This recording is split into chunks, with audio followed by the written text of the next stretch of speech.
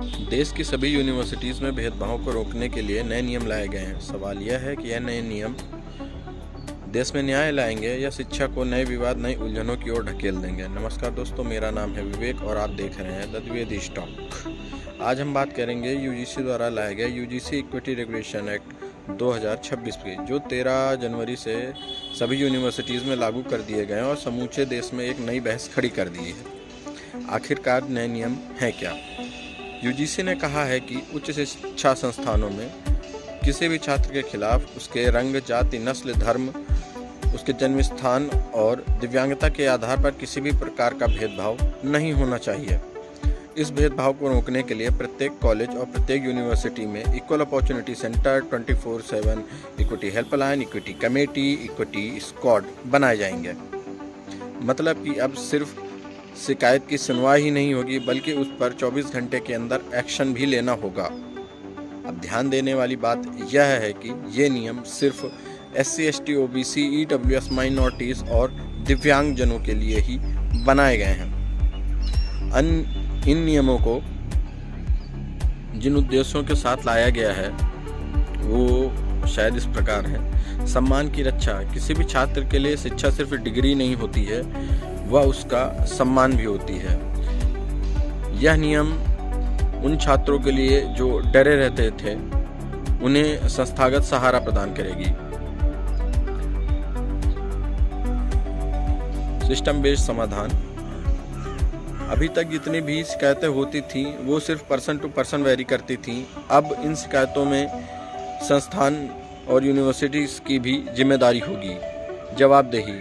प्रत्येक कॉलेज और यूनिवर्सिटी की जवाबदेही तय कर दी गई है कि कितनी शिकायतें आई हैं, कितनों की जांच हुई है और कितने छात्र ड्रॉप आउट हुए और कितनों पर कार्रवाई की गई है।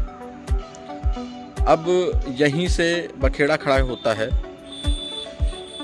कि जो भी शिकायतें आई हैं इनकी डिफिनीशन क्या है। इस नियम में भेदभाव की परिभाषा को स्पष्ट नहीं किया गया है। किसी भी छात्र के ऊपर प्रत्यक्ष या परोक्ष रूप से किया गया व्यवहार भेदभाव माना जाएगा। मतलब कि किसी भी प्रकार का मतभेद, कड़े शब्द भेदभाव माने जाएंगे। अब भेदभाव की परिभाषा स्पष्ट न होने से इसका दुरुपयोग होने की संभावना बहुत अधिक बढ़ जाती है।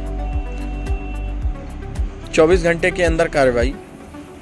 त्वरित न्याय बहुत अच्छा होता है, लेकिन अधूरा न्याय खतरनाक होता है। बिना प्राथमिक जांच के कार्रवाई करने से निरपराध भी दोषी बन जाता है। कठोर नियम। कोई भी संस्था अगर शिकायत पर कार्रवाई नहीं करती है तो उसे यूजीसी से डिबार कर दिया जाएगा। मेरे विचार से अगर देश में न्यायपूर्ण शिक्षा चाहिए तो इस रेगुलेशन में कुछ सुधारों की गुंजाइश है। जैसे भेदभाव की स्पष्ट परिभाषा होनी चाहिए, झूठी शिकायतों की प्राथमिक जांच होनी चाहिए, सभी वर्गों का समान प्रतिनिधित्व होना चाहिए। शिकायतकर्ता या आरोपी जो भी दोषी हो उसे बराबर सजा मिलनी चाहिए, क्योंकि जब अधिकार बराबर होंगे तभी न्याय बराबर मिलेगा। और बराबरी सिर्फ थोपने से नहीं बल्कि विश्वास से आती है। यूजीसी के नए नियम देखने में तो सही, लेकिन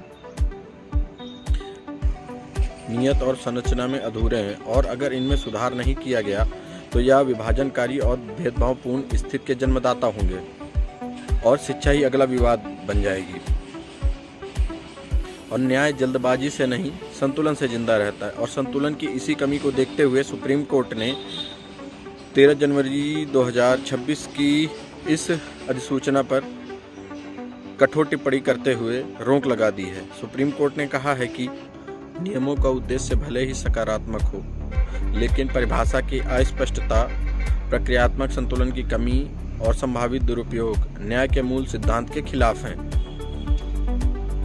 अब आगे का हल संशोधन, स्पष्टता और संतुलित कानून से ही निकलेगा। आपके क्या विचार हैं? यह नियम सुधरकर आगे देश का भविष्य बनेंगे या विवाद? कमेंट में जरूर लिखिएगा। धन्यवाद।